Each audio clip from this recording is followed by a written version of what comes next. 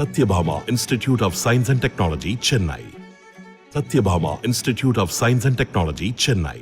புதுக்கோட்டையில் அக்னி வெயில் சுட்டரித்து வந்த நிலையில் விராலிமலையில் மதியம் திடீரென கருமேகங்கள் சூழ்ந்து பலத்த காற்றுடன் மழை பெய்தது. இது தொடர்பான மேலும் விவரங்களை எமது செய்தியாளர் பசுபதி வழங்க கேட்கலாம். பசுபதி வணக்கம். மேலும் விவரம்.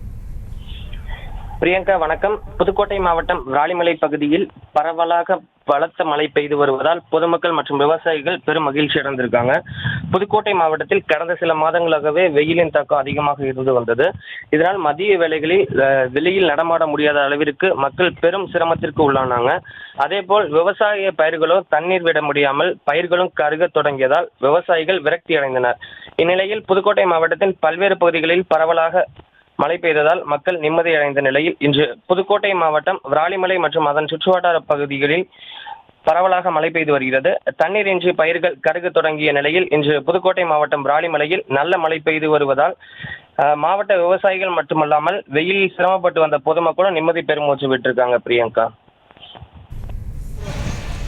விவரங்களுக்கு நன்றி Pasupathi. Satyabhama Institute of Science and Technology, Chennai.